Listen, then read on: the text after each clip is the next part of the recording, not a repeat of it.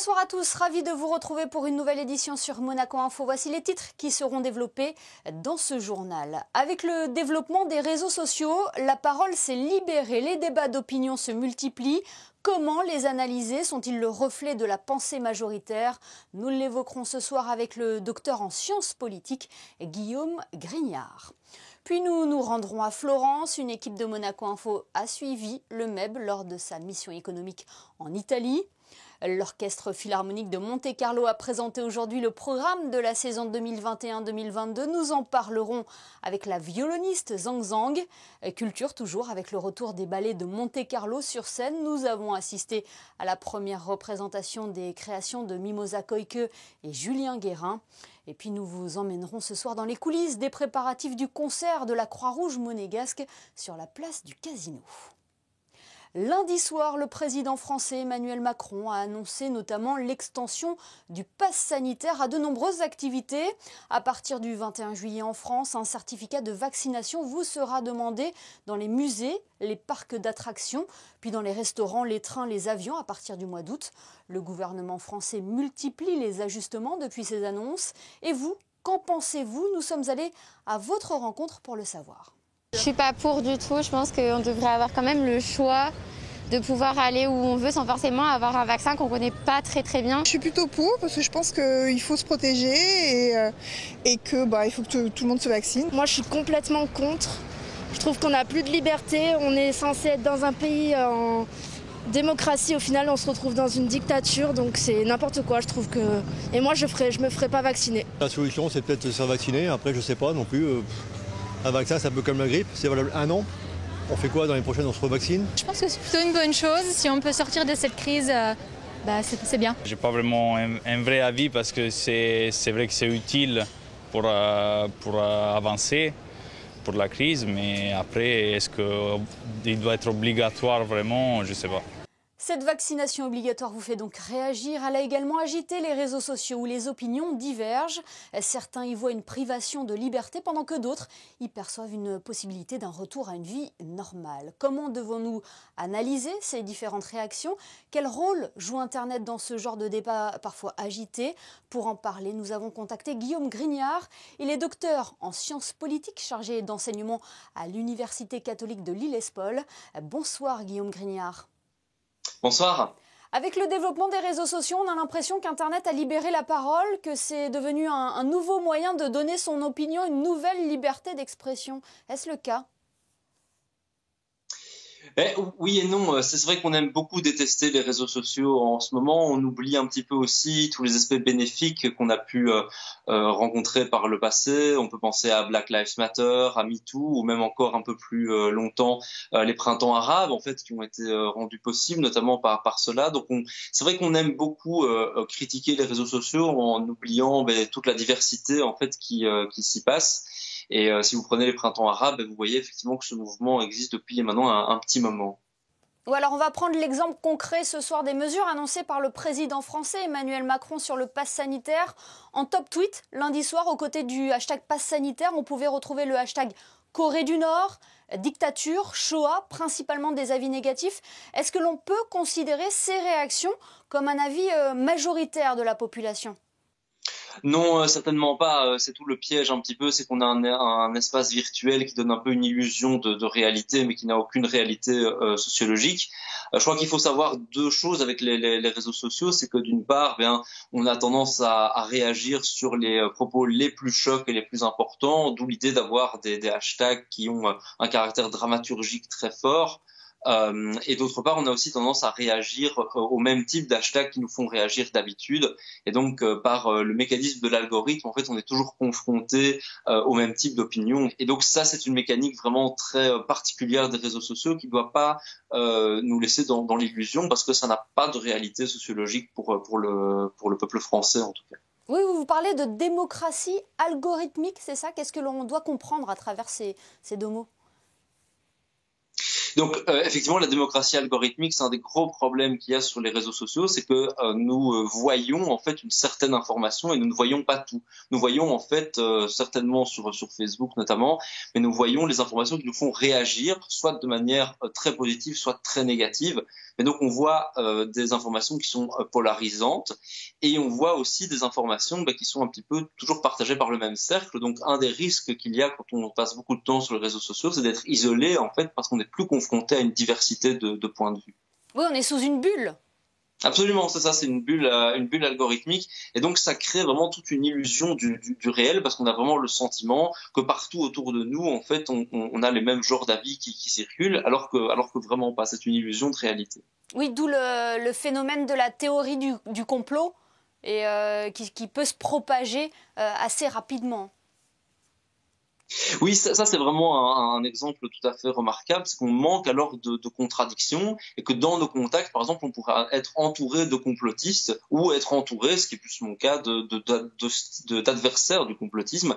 Et donc on peut être soit dans un univers qui est extrêmement poujadiste et complotiste, soit au contraire, par exemple, si on revient sous les Gilets jaunes, être entouré d'une série d'acteurs qui vont contester ce mouvement pour toute une série de raisons, et alors on va avoir l'impression d'être un petit peu celui qui a le monopole de la vérité et de la légitimité. Et ça, c'est vraiment un gros souci que cette bulle algorithmique nous propose sur les réseaux sociaux. Et comment se prémunir de tout ça? Il faut bien choisir les comptes que l'on suit, les personnes, nos amis également? Alors, faut pas hésiter à faire quelques astuces et en fait à fausser soi-même son algorithme. C'est très simple. On peut sélectionner dans ses amis Facebook ou dans ses comptes qu'on suit sur d'autres réseaux sociaux, il y a des personnes qu'on suit beaucoup moins, et liker en fait leurs posts, certains de leurs posts, ou changer notre façon en fait d'interagir. Et le réseau social va alors montrer lui-même autre chose. Donc on peut en fait en étant conscient en fait de comment le réseau social construit cela, casser cette bulle et la personnaliser davantage. Alors ce phénomène est très présent en Europe, mais si on se dirige vers l'Asie, ce sont des choses que nous ne pourrions pas voir. Certainement en France, on a une façon de faire appel à la censure pour tout et n'importe quoi. Et c'est vrai que cet abus de langage en fait nous fait perdre en information sur le régime dans lequel on vit, puisque non, ce n'est pas la Shoah, non, ce n'est pas la Corée du Nord. On peut ne pas être d'accord en démocratie et avoir le droit de s'exprimer. La démocratie, ce n'est pas que toutes mes opinions se retrouvent au pouvoir. Donc c'est tout à fait possible qu'un gouvernement légitimement élu, c'est le cas du gouvernement Macron, prenne des décisions contre notre volonté. Nous avons le droit de les exprimer, mais le droit de les exprimer, ça ne veut pas dire que nous devons avoir raison sans arrêt. Ça, c'est un petit peu une démocratie mature qui commence de plus en plus à s'installer, et je pense que la crise du Covid a rendu très visible cela, si on compare à cela à la résilience des démocraties asiatiques. Là, je ne parle plus de la Chine, mais du Japon, de la Corée du Sud, qui a vraiment tenu une discipline sociale pendant cette pandémie de manière beaucoup plus forte qu'en Belgique, dans mon cas, ou en France, et où là la question du port du masque, par exemple, n'est même pas un débat. Oui, on a l'impression que c'est une concentration d'avis négatifs et que finalement on voit très peu d'avis positifs. Mais on voit surtout très peu d'avis modérés, en fait. Et c'est ça le problème un peu sur la toile, c'est que si vous avez un avis modéré, il n'est pas repris en fait dans tous ces flux. Et effectivement, je pense que les réseaux sociaux peuvent permettre facilement un déversoir comme ça de mécontentement. Et en même temps, on peut comprendre légitimement ce mécontentement. Et l'idée, c'est aussi de se dire que ce n'est pas parce que on exprime un mécontentement légitime qu'on doit forcément être entendu. La démocratie, ce n'est pas que mon point de vue soit au pouvoir. C'est aussi respecter un rapport de force, avoir le droit de contester cela. On peut par exemple manifester ou de faire une demande légale de manifestation contre les mesures du gouvernement Macron. Cette manifestation est légale, est autorisée, mais cette manifestation ne signifie pas que mon idée ira au pouvoir. Le fait que moi, je veux être au pouvoir, ça ne peut pas être une définition essentialisante de la démocratie. Eh bien, merci infiniment, Guillaume Grignard, d'avoir été avec nous ce soir pour nous apporter votre éclairage sur ce dossier. Merci. Je vous remercie pour votre invitation. Un point à présent sur l'actualité en principauté avec vous, Alexandra Pagny. Bonsoir Alexandra.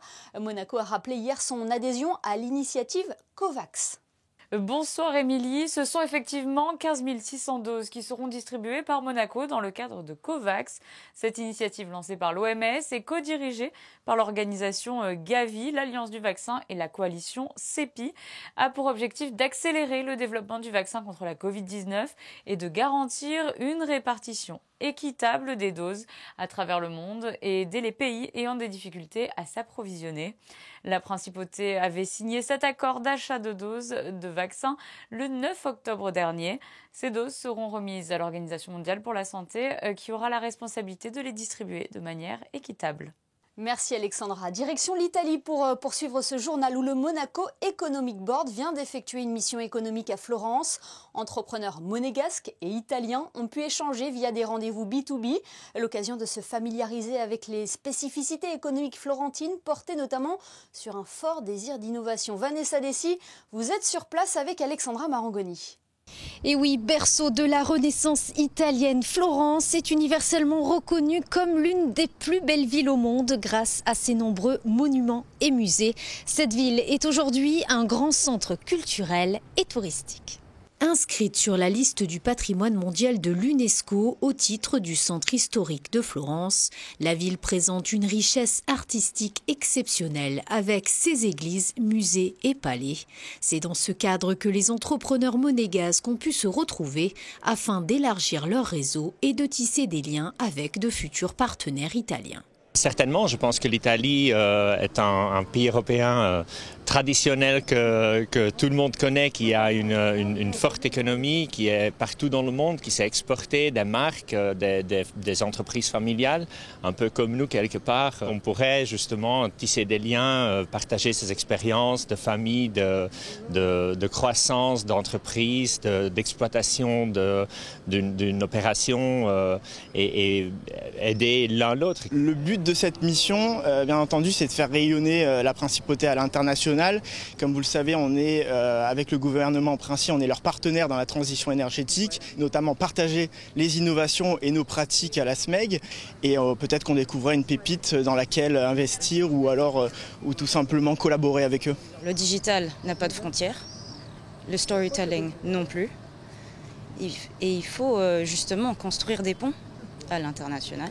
Et puis, si on peut amener la Dolce Vita italienne dans la vie digitale, alors il faut le faire avec les Italiens. L'Italie joue un rôle de premier partenaire commercial en principauté. Cette rencontre aura été l'occasion d'échanger sur les différents axes de coopération future. Siamo costruttori di software. L'obiettivo è quello di vedere se all'interno dell'offerta che abbiamo dei tavoli sui quali abbiamo potuto sedere e confrontarci ci sono o c'erano delle proposte sia per il mondo dell'informatica ma anche quello dei servizi per allargare un po' le nostre possibilità e su Monte Carlo e eventualmente anche da Monte Carlo sulla Francia. Siamo specializzati in libri illustrati e poi un'altra divisione nostra è la capacità di fare libri per grandi collezionisti, grandi fondazioni. Per noi è interessante un mercato come quello del Principato di Monaco perché ovviamente la clientela che abbiamo noi è una clientela di alto livello economico, sono grandi collezionisti, ripeto, che hanno grandissime disponibilità e è ovvio pensare che nel Principato di Monaco possono risiedere molti di nostri sperabili, probabili futuri clienti. Le bilan de cette nouvelle mission économique italienne est des plus positifs pour le Monaco Economic Board. Pour les membres du MEB, c'est une opportunité formidable parce qu'il faut quand même penser que Monaco bénéficie d'une cote de confiance absolument inouïe en Italie. On a une réputation à entretenir et qui est tout à fait honorable. Donc on a une chance folle d'avoir nos amis italiens, pas loin, qui sont en plein redémarrage économique et qui sollicitent des rendez-vous avec des gens de Monaco, avec des entreprises de Monaco, notamment pour tout ce qui est technologie, start-up, etc. Donc on est pratiquement, je dirais, au cœur d'un redémarrage qui va commencer par l'Italie. Prochain rendez-vous pour le Monaco Economic Board à Anvers le 29 septembre. Une mission qui sera essentiellement tournée vers le domaine de la bijouterie, mais aussi bancaire et portuaire. Et nous reviendrons sur la suite de cette mission économique à Florence dans notre édition de demain. Retour en principauté, c'est aujourd'hui que l'Orchestre Philharmonique de Monte-Carlo a dévoilé le programme de sa saison 2021-2022. Après une année chamboulée par la crise sanitaire, la culture ne s'est jamais essoufflée en principauté. Et l'OPMC propose une nouvelle fois des événements prestigieux, comme va pouvoir nous le confier la violoniste Zhang Zhang qui est avec nous ce soir. Bonsoir Zhang Zhang. Bonsoir. C'est une saison palpitante qui s'annonce, la saison de l'après-Covid qui promet de belles choses pour la culture en principauté. Je suis vraiment émue et touchée et aussi, ravie de découvrir ces programmes non seulement importants, mais aussi très très intéressants. C'est reparti comme avant? Vous allez pouvoir repartir en tournée? Nous n'avons pas beaucoup de tournées encore cette année. Je pense que parce que certains pays, ils ont encore des consignes très strictes liées avec le Covid. Mais on va voyager un peu en Europe. Alors la saison dernière, l'orchestre a pu assurer la quasi-totalité de ses représentations. C'était une chance inouïe. Je crois que pendant un certain moment, nous sommes le seul orchestre symphonique dans le monde qui a joué des concerts symphoniques pour les publics live. Je pense que ça, c'est aussi un témoignage de comment la principauté de Monaco a géré ces pandémies globales. Nous étions été exemplaires à Monaco. Je pense que nous avons eu la chance d'être artistes, musiciens à Monaco. Ça a été un nouveau quotidien à mettre en place. Comment les musiciens se sont adaptés aux mesures sanitaires? Je pense que tous les artistes musiciens sont très vite adaptés à toutes les consignes qui nous avaient données parce que nous avons compris que c'était nécessaire et que c'était important que nous sommes là sur la scène chaque semaine pour partager notre musique avec un public qui sont là, qui a aussi été très respectueux par rapport aux barrières, par rapport à toutes les consignes. Je pense que ça aussi, c'est un témoignage les gens de Monaco et aussi dans l'environnement de Monaco qui sont venus nous soutenir chaque semaine. Et en plus, on travaillait avec le Ballet de Monte Carlo, l'Opéra de Monte Carlo. Moi, j'étais vraiment très touchée et impressionnée par l'organisation, le professionnalisme et aussi la bienveillance de toutes les équipes, de tous nos dirigeants pour ensemble d'artistes, de musiciens, non seulement dans le monde classique, partout dans le monde. Place donc à une nouvelle saison. Didier de Cotigny, le délégué artistique de l'OPMC, nous la détaille et on se retrouve juste après Zang Zang, si vous le voulez bien. Le thème de la saison, c'est au cœur de la musique. Donc, on essaye d'aller au cœur de la musique et d'offrir une palette d'œuvres et de musique qui donne envie à tout le monde, avec des œuvres très connues que les gens ont envie d'écouter, de réécouter, et puis de faire découvrir aussi d'autres œuvres, et d'avoir un panachage d'artistes que tout le monde veut voir ou entendre ou découvrir. Mais c'est toujours de procurer de la joie et de procurer du plaisir et d'attirer le maximum de personnes et d'essayer non seulement de les attirer, mais c'est de les garder et de voir que ce qu'on fait c'est important et que ça apporte énormément de choses et que donner envie aux gens de reprendre le chemin de l'auditorium et des concerts. Zang Zang, quel regard portez-vous sur cette nouvelle saison? De grands rendez-vous sont annoncés. L'OPMC s'associe d'ailleurs aux commémorations du centenaire de la disparition du prince Albert Ier.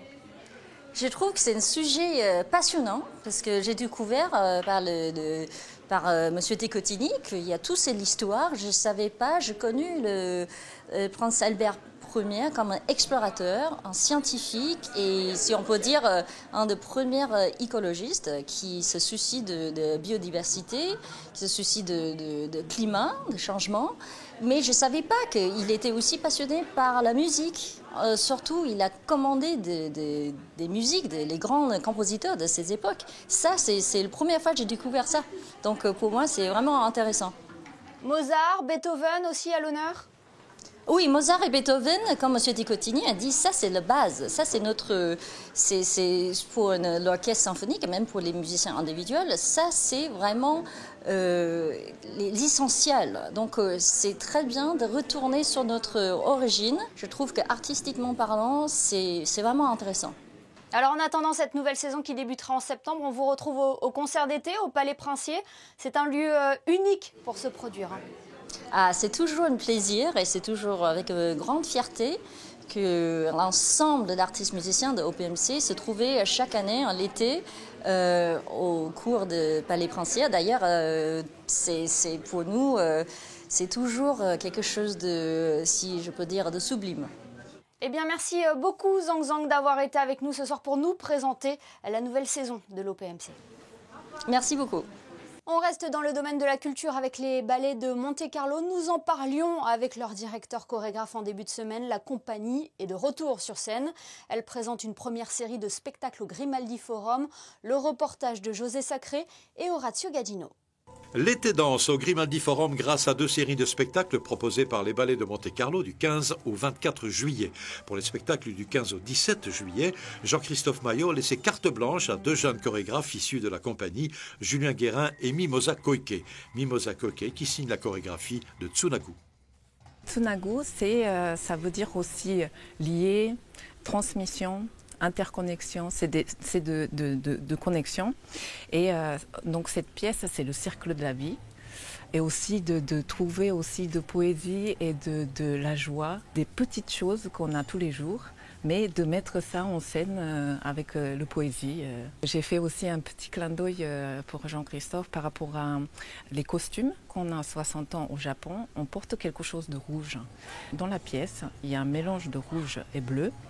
Et donc, plus on prend l'âge, les danseurs qui sont sur scène, qui ont plus de rouge. Comme ça, il y a eu un petit clin d'œil pour Jean-Christophe.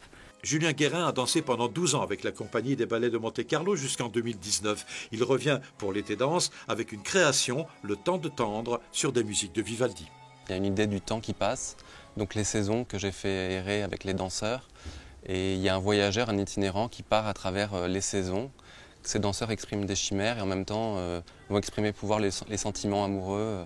La carte dessine un parcours de découverte de comment trouver l'âme sœur, trouver l'amour, et je trouvais que c'était un joli thème par rapport à l'idée d'anniversaire de Jean-Christophe. Fruit de la politique menée depuis plus de 30 ans par Jean-Christophe Maillot visant à faire émerger de nouveaux talents de chorégraphes au sein de sa compagnie, Tsunagu de Mimosa Koike et Le Temps du tendre de Julien Guérin sont à voir absolument. Autre temps fort en principauté, le concert d'été de la Croix-Rouge monégasque. Il aura lieu demain soir, place du Casino. Alors vous l'imaginez, cette place mythique doit être aménagée pour accueillir cet événement. Sandrine Nègre et Alexandra Marangoni se sont rendues sur place. Il s'agit d'une première pour la Croix-Rouge monégasque, un concert place du Casino avec Jamie Cullum. Pour ce concert d'été, une logistique précise a vu le jour, aussi bien du côté de la Croix-Rouge monégasque que de la SBM. Équipe artistique, technique et de banquet. Depuis plusieurs jours, elles sont à pied d'œuvre pour que tout soit prêt le jour J, afin de proposer cette soirée inédite. Nous devions faire le gala avec Céline Dion déjà en 2020. Malheureusement, ça a été une année blanche pour nous. Et le gala a dû être annulé. Donc on retrouve ce cadre prestigieux, cette place rénovée, piétonne, et qui va constituer un cadre magnifique et exceptionnel pour le concert, pour le public et pour notre événement. Tout comme le gala de la Croix-Rouge monégasque au sein de la Salle des Étoiles, au-delà de son aspect artistique et musical, ce rendez-vous estival a un objectif caritatif. Pour nous, c'est un événement tout à fait essentiel. Le gala de la Croix-Rouge effectivement est une grande contribution pour le soutien, pour la réalisation de nos actions, à la fois sur le plan humanitaire et sur le plan social. Et je dois vous avouer que le fait d'avoir dû annuler notre gala l'année dernière a été pour nous une grande difficulté. On va avoir à la fois 350 convives qui vont se trouver dans le Café de Paris autour d'un cocktail dînatoire. Et ces 300 convives sont des donateurs et partenaires de la Croix-Rouge que nous souhaitons remercier parce que par leur générosité, leur soutien et leur présence à nos côtés, ils nous aident énormément. Également 50 bénévoles qui vont participer au concert avec les autres spectateurs et le public qui a pu réserver des billets et qui ont été pendant la période du Covid d'un engagement exceptionnel. Et au cours de cette soirée, 2 œuvres spécialement créées sur le thème de la Croix-Rouge seront offertes par l'artiste Laurence Jenkel et le photographe Nick Danzinger. Et nous reviendrons bien évidemment sur cet événement dans notre édition de samedi. On retrouve Alexandra Pani pour parler culture toujours. La direction des affaires culturelles a célébré la saison estivale du Fort Antoine hier soir. Oui, il s'agissait d'une fête privée pour remercier l'ensemble des personnes qui œuvrent au bon fonctionnement de la saison estivale du Fort Antoine. Au programme de cette soirée, 2 groupes se sont succédés sur scène, Mr Noise et Call Me Winston, avec un tribute à Quentin Tarantino. Environnement avec ce nouveau prix créé par la Blue Climate Initiative, relayé par la Fondation Prince Albert II de Monaco. Un nouveau prix de l'innovation pour la sauvegarde des océans est à présent ouvert à candidature. L'ambition de ce prix est de stimuler la recherche, l'innovation et la collaboration pour lutter contre les changements climatiques et protéger les océans. Pour toutes les personnes qui souhaitent soumettre un projet pour le Ocean Innovation Prize, vous avez jusqu'au 15 septembre en postulant sur le site internet blueclimateinitiative.org. Et puis du sport, l'équipe de la Roca Team pour la saison 2021-2022 continue de se dessiner, Alexandra. Oui, il s'agit d'une confirmation. Rudy de Maïs-Balou prolonge pour une nouvelle saison avec Monaco. L'arrière international français a su convaincre le coach Mitrovic. À seulement 19 ans, il avait d'ailleurs débuté dans le 5 majeur des 2 manches de finale d'Eurocup face à Kazan. Un espoir à suivre pour cette nouvelle saison. Annonce en série pour la Roca Team et restez connectés. D'autres noms devraient être annoncés dans les jours qui viennent. Un dernier mot, Alexandra, sur les prévisions météo. Quel temps est prévu pour la journée de demain et le concert d'été de la Croix-Rouge monégasque? Il faudra s'attendre à un temps très mitigé pour cette journée du 16 juillet. Des orages et des averses sont attendus dans l'après-midi. Le ciel devrait toutefois s'éclaircir dans la soirée. Les températures seront de saison avec 19 degrés d'annoncés pour la matinée et 25 pour l'après-midi. Notez qu'en ce 16 juillet, nous célébrons Notre-Dame du Mont-Carmel et nous souhaitons donc une bonne fête à toutes les Carmen. Merci Alexandra et merci à vous de nous être fidèles chaque soir sur Monaco Info. Nous vous en parlions tout à l'heure. Le grand rendez-vous annuel de la Croix-Rouge monégasque a imaginé cette année une formule inédite en plein air. Notre photographe Manuel Vitali vous plonge ce soir dans les ultimes préparatifs. Et puis n'oubliez pas, l'info continue sur nos réseaux sociaux et notre site internet. À demain pour une nouvelle édition sur Monaco Info. Très belle soirée à tous.